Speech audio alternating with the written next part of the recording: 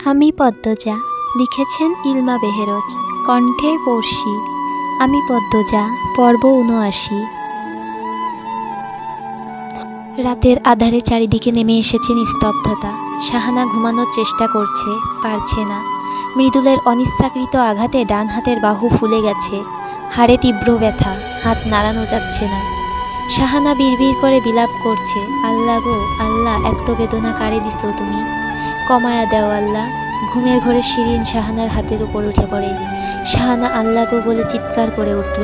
শিরিনের ঘুম ভেঙে যায়। সে লাফিয়ে উঠে বসে, তার চোখে মুখে ভয়। শাহানার হাত ধরতে চাইলে শাহানা চিৎকার করে বলল, ছুবি না আমারে, ডাইনি মায়েরা দিছে আমার গো। শিরিন অপরাধী স্বরে বলল, আমি দেখছি না আপা, তুই কথা কইবি না। শাহানার চোখ মুখ কুচকানো, সে প্রচণ্ড রেগে আছে। ধীরে ধীরে বিছানা থেকে নামলো। শিরিন প্রশ্ন করল, কই যাও? শাহানা পূর্বের স্বরেই বলল, মুক্তে যাই। শাহানার ঝাড়ি খেয়ে শিরিন আর কথা বলল না। সে অন্যদিকে ফিরে শুয়ে পড়ল। শাহানা টয়লেটে যাওয়ার পথে অন্দরমহলের কাকফোকর দিয়ে আসা জ্যোৎস্নার আলোয় একটা পুরুষ অবয়বকে হাঁটতে দেখল। শাহানা ভয় পেয়ে যায়। পুরুষ অবয়বটি শাহানাকে দেখে দাঁড়িয়ে পড়ে। শাহানার দিকে এগিয়ে আসে। শাহানা ভয়ত্ব স্বরে প্রশ্ন করল, তুমি কেলা? মৃদুলের মুখটা ভেসে ওঠে। সে হেসে বলল, আপা আমি। মৃদুলকে দেখেই শাহানার মেজাজ তুঙ্গে ওঠে। সে চোখ রাঙিয়ে বলল, কুত্তার বাচ্চা, তুই আমার সামনে আইবি না, পঙ্গু বানায়া দিছোস আমারে।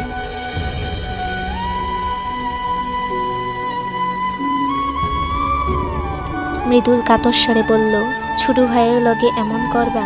আমি তো তোমারে দেখি নাই, ইচ্ছা কইরা মারি নাই। এই তুই যা, সামনে থাইকা সর। শাহানা গজগজ করতে করতে টয়লেটের দিকে চলে যায়। মৃদুল ঠোঁট উল্টে শাহানার যাওয়া দেখে, তারপর সিঁড়ির দিকে তাকালো।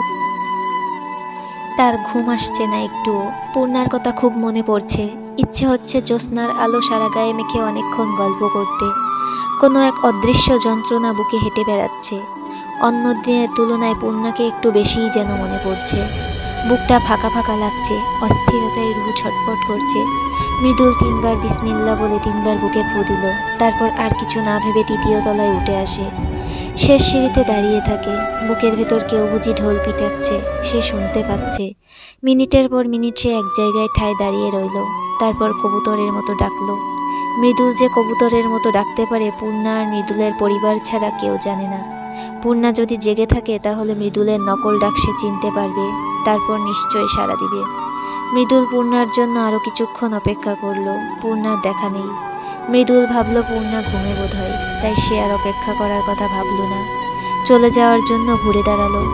তখন দরজা খোলার শব্দ কানে আসে। মৃদুল পিছনে তাকাতে গিয়েও তাকালো না। যদি পদ্মজা হয়? মৃদুল দ্রুত চলে যেতে উদ্যত হয়। তখন পূর্ণা ডাকলো, দাঁড়ান। মৃদুল ঘুরে দাঁড়ালো। সাদা রঙের উপর নীল সুতোর কাজের নকশিকাঁথা গায়ে জড়িয়ে পূর্ণা হেঁটে আসছে। মৃদুল পূর্ণার সাক্ষাতের আশায় ছিল। যখন পূর্ণার সাক্ষাৎ পাওয়া গেল বুঝতে পারল তার দম বন্ধ হয়ে আসছে। অস্বস্তি হচ্ছে, অদ্ভুত এক যন্ত্রণা হচ্ছে, তবে সেই যন্ত্রণা প্রাপ্তির। পূর্ণা সামনে এসে দাঁড়ালো, বলল, ছাদে চলুন, তারপর কথা বলবো। দুজন একসাথে ছাদে উঠে আসে। ছাদে উঠতেই রাতের পৃথিবীর সৌন্দর্যের ঐশ্বর্যময় সমারোহ চোখে পড়ে। আকাশে ইয়া বড় চাঁদ। দুজন মুগ্ধ নয়নে চাঁদের দিকে তাকালো। সৌন্দর্যের মাদকতা ছড়িয়ে পড়ে দুজন প্রেমীর মনে। মৃদুল পূর্ণার দিকে তাকালো, পূর্ণাও তাকালো। চোখাচোখি হতেই দুজন হেসে ফেলল। মৃদুল প্রশ্ন করল, ঘুমাও নাই? না, ঘুম আসছিল না। একটু ভালো লাগতাছে? ভাবি ঘুমে? হ্যাঁ। ভাবি কিছু কইছে? পূর্ণা মুখ ভার করে বলল, না। অনেকবার প্রশ্ন করেছি ভাইয়ার সাথে কি হয়েছে, মুখে গলায় কিসের দাগ, আপা উত্তর দেয়নি। আপার মুখের উপর কথা বলার সাহসও হয়নি। মৃদুল দীর্ঘশ্বাস ছেড়ে বলল, কিছু একটা তো হইছেই। আচমকা মনে পড়েছে এমনভাবে পূর্ণা বলল, তবে আমি ঘুমের ভান ধরেছিলাম। তখন টের পেয়েছি আপা নীরবে কাঁদছে। আমার খুব কষ্ট হচ্ছে আপার জন্য। আপার কিসের কষ্ট না জানা অবধি আমি শান্তি পাবো না। আমির ভাইয়ের সাথে কিছু হয়েছে? ভাইয়ার দেখা পেলেই হতো, বলল পূর্ণা। তার দৃষ্টি আকাশের দিকে। তারপর আবার বলল, কাল লিখন ভাইয়ের খবর এনে দিতে পারবেন? পারবো, চিন্তা কইরো না। লিখন ভাইয়া ঠিক হইয়া যাইব। পূর্ণা আর কিছু বলল না। সে চাঁদের দিকে তাকিয়ে রইল। মৃদুল বলল, রাতের আকাশ তোমার কেমন লাগে? পূর্ণা খোশ মেজাজে জবাব দিল, অনেক ভালো লাগে। আমার আম্মা, আপা, প্রেমা সবাই জ্যোৎস্না রাত পছন্দ করে। আমাদের অনেক মুহূর্ত আছে জ্যোৎস্না রাত নিয়ে। আপনার কেমন লাগে? মৃদুল হাসল, তারপর বলল, রাতের আকাশ কোনোদিন আমার দেখার ইচ্ছা হয় নাই। এমনি রাইতে বার হইলে বার হইতাম, আকাশ দেখার লাইগা বার হইতাম না। প্রথম তোমার সাথে দেখতে আইলাম। পূর্ণা মৃদুলের দিকে তাকালো, তারপর চাঁদের দিকে তাকিয়ে বলল, এত সুন্দর মানুষের পাশে আমার মতো কালো মানুষকে দেখে চাঁদ কি লজ্জা পাচ্ছে না? মৃদুল বলল, চাঁদের কিসের এত দেমাগ যে পূর্ণার গায়ের রং নিয়ে লজ্জা পাইব? পূর্ণা ঠোঁট কামড়ে হাসি আটকালো। জ্যোৎস্নার রূপ মাধুরী নিজ চোখে অবলোকন করার সৌভাগ্য পূর্ণার বহুবার হয়েছে, কিন্তু আজকের সময়টা অন্যরকম লাগছে। মায়াবী এক অনুভূতি সর্বাঙ্গে শীতল বাতাস ছড়িয়ে দিচ্ছে। মৃদুল বলল, বৈশা কথা বলি। কোথায় বসবো? ছাদ তো কুয়াশায় ভেজা। মৃদুল চট করে তার লুঙ্গি খুলল। পূর্ণা শুরুতে চমকে যায়, পরে দেখল মৃদুলের পরনে প্যান্ট আছে। মৃদুল তার লুঙ্গি ছাদের মেঝেতে বিছিয়ে বলল, বৈশা পড়ো। পূর্ণা মনে মনে আস্তাগফিরুল্লাহ আস্তাগফিরুল্লাহ বলে লুঙ্গির উপর বসলো। কিছুটা দূরত্ব রেখে মৃদুল বসলো। বলল, প্যান্টের উপর লুঙ্গি পরার সুবিধা হলো এইটা, যে কোনো দরকারি কামে লাগে। একবার টুপি ছাড়া রাইতে মাছ ধরতে গেছিলাম, ঠান্ডা বাতাসে মাথা সে কি বেদনা, এরপর করলাম কি? পূর্ণা বাধা দিয়ে বলল, লুঙ্গি দিয়ে টুপি বানিয়েছেন তাই তো? মৃদুল গর্বের সাথে বলল, হ, উপস্থিত বুদ্ধি এইটা। পূর্ণা হাসল। মৃদুল অনেক রাগী, অহংকারী, তবুও সে মুগ্ধ করার মতো একটা মানুষ। সবসময় ঠোঁটে হাসি থাকে, এই মুহূর্তে রেগে ওই মুহূর্তে সব ভুলে যায়। পূর্ণা ছাদের মেঝেতে তাকালো। চাঁদের স্নিগ্ধ আলোয় ছাদের মেঝেতে থাকা শিশির চকচক করছে। স্বচ্ছ রূপালী ঝর্ণার মতো চাঁদের আলো যেন চারপাশ ভাসিয়ে নিয়ে যাচ্ছে। কুয়াশা ভেদ করে চাঁদ উকি দিচ্ছে বারংবার। দুজনের মাঝে পিনপতন নীরবতা নেমে আসে। নীরবতা ভেঙে মৃদুল ডাকলো, পূর্ণা। হ, আমার কানতে ইচ্ছা হইতাছে। পূর্ণা হৃদয় কেঁপে উঠল। সে মৃদুলের দিকে মুখ করে বসল। বলল, কেন? জানি না, আমি যখন যেইটা চাইছি পাইছি, এই প্রথম কিছু পাইতে গিয়ে ভয় করতাছে। কি সেটা? মৃদুল সরাসরি পূর্ণার চোখের দিকে তাকিয়ে বলল, তোমারে তোমারে পূর্ণা। নিস্তব্ধ প্রহরে জ্যোৎস্নাময় রাতে একাকী দুজনের মাঝে প্রেমিক যখন বিভ্রম নিয়ে উচ্চারণ করে ভালোবাসার কথা, প্রেমিকার হৃদয়ে কি হয় জানে না পূর্ণা। তবে তার বেলা সে দম বন্ধকর এক অনুভূতির স্বাদ পেয়েছে। সব পাখপাখালি তাদের নীড়ে ঘুমাচ্ছে শীতে, শুধু বেচারা জেগে আছে। থেমে থেমে তারা ডাকছে। কনকনে শীতল হাওয়া বইছে। পূর্ণা মৃদুলের এক হাত ধরে বলল, আপা সবসময় বলে, ভাগ্যে যা আছে তাই হয়, আল্লাহ কপালে যা লিখে রাখেন তাই হয়, তাই চিন্তা করবেন না। তুমি আপনি করে আর কথা কইবা না, তুমি কইবা। পূর্ণা চট করে অন্যদিকে ফিরল। বলল, পারবো না। যা কইছি হুনো, নইলে কিন্তু। কি করবেন? ছাদ থাইকা ঝাঁপ দিয়া মইরা যামু। পূর্ণা ভুরু কুচকালো। বলল, এসব কি কথা? দেখাইতাম ঝাঁপ দিয়ে। মৃদুল গুরুতর ভঙ্গিতে কথা বলছে। এই ছেলে দেখানোর জন্য ঝাঁপ দিয়ে দিতেও পারে। পূর্ণা বলল, আচ্ছা থাক, লাগবে না, আমি তুমি করেই বলবো। মৃদুল হেসে বলল, তাইলে কও, কি বলবো? তুমি তুমি। মৃদুল হাসলো পূর্ণাও। আকাশের বিশাল উজ্জ্বল চাঁদটি আর তাদের সাথী তারাদের নিয়ে পূর্ণা মৃদুলের প্রেম কথন চলে সারা রাত। দুজন মুঠো মুঠো চাঁদের আলোকে সাক্ষী রেখে কাটিয়ে দেয় মুহূর্তের পর মুহূর্ত। দিনে একটা অঘটন ঘটে যাওয়ার পরও প্রকৃতি তাদের মনে প্রাণে প্রেম নিয়ে আসে গোপনে। এ যেন কোনো কিছুর ইঙ্গিত, নয়তো অসময়ে কেন এমন সুসময় দেখা দিল।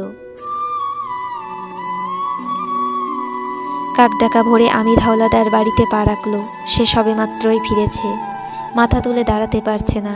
ঢাকা থেকে নিয়ে এসেছে নতুন বোঝা, যে বোঝা তাকে নুয়ে রেখেছে। যখনই সে গোপন যুদ্ধে জয়ী হলো, দেখতে পেল আলোর রেখা, তখনই সামনে নেমে এসেছে ঘোর অন্ধকারের দেয়াল। সুখ নামক বস্তুটি নিমিষে আড়াল হয়ে গেল। এই পৃথিবী যেন তার বিরুদ্ধে চলছে।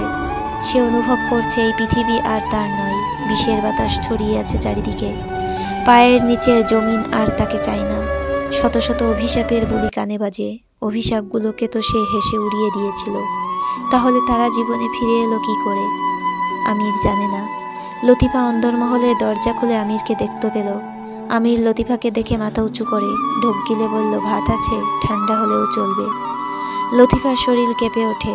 আমিরের এরকমভাবে ভাত খোঁজাতে সে কেন যেন চমকে যায়। আমিরকে সে জমের মতো ভয় পায়, তাই কোনো প্রশ্ন করল না। লতিফা অস্থির হয়ে পড়ল, বলল, আনতাসি, আমি আনতাসি। সৌভাগ্যক্রমে আমিরের ভাগ্যে গরম ভাতই জুটে। ফজরের আজানের সাথে সাথে লতিফা রান্না বসিয়েছিল। ভাতের পাতিল নামিয়েই আমিরকে ভাত দিয়েছে। আমির প্রথম লোকমা মুখে দেওয়ার পূর্বে লতিফাকে প্রশ্ন করল, পদ্মজা ভালো আছে? লতিফা গতকালের ঘটনা বলতে গিয়েও বলল না, বলল, হ, ভালো আছে। আমির গাপুস গুপুস করে ভাত খেল। সারা রাত্রি সে শীতবস্ত্র ছাড়া ছিল, ফলে শরীর মৃত মানুষের মতো ঠান্ডা হয়ে যায়। তাই সদ্য রান্না হওয়া গরম ভাত খুব উপভোগ করে খেয়েছে। খাওয়া শেষে 2 তলায় উঠল। পদ্মজা কোরআন শরীফ পড়ছে, তার মধুর সুর মন প্রাণ জুড়িয়ে দেওয়ার মতো। আমির ঘরে প্রবেশ করার পূর্বে দরজার পাশে কিছুক্ষণ দাঁড়িয়ে থাকলো। তারপর ঘরে ঢুকে পদ্মজার দিকে তাকালো না। আলমারি খুলে জ্যাকেট, মোজা, টুপি বের করলো। পদ্মজা আর চোখে আমিরকে দেখে পড়ায় মনোযোগ দিল। আমির তার প্রয়োজনীয় জিনিসপত্র নিয়ে বেরিয়ে যায়।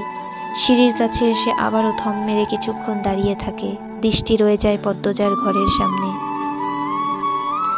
পাতাল ঘরের এওয়ানে রিদওয়ান শুয়েছিল, তার সাথে একজন সুন্দরী নারী। দুজনের অপ্রীতিকর অবস্থা। হঠাৎ আমিরের আগমনে রিদওয়ান চমকে যায়। তারপর হেসে আমিরকে বলল, সব ঠিক আছে? আমির এক হাতে কপাল চেপে ধরল। তারপর সেই নারীর উদ্দেশ্যে বলল, এই শালি, শরীর ঢাক। আমিরের কণ্ঠে তীব্র ঘৃণা। অশুভ সুন্দরী নারীটি দ্রুত চাদর গায়ে জড়িয়ে নিল। রিদওয়ান বলল, ওরে বকতাছোস কেন? আমির একটা খাম রিদওয়ানের মুখের উপর ছুঁড়ে দিল।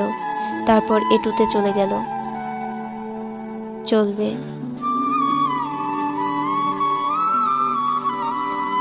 উপন্যাসের পরবর্তী পর্বগুলো পেতে চাইলে সাবস্ক্রিপশন করে পাশে থাকুন। গল্পগুলো ভালো লাগলে লাইক, কমেন্ট এবং শেয়ার করে পাশে থাকবেন। ধন্যবাদ।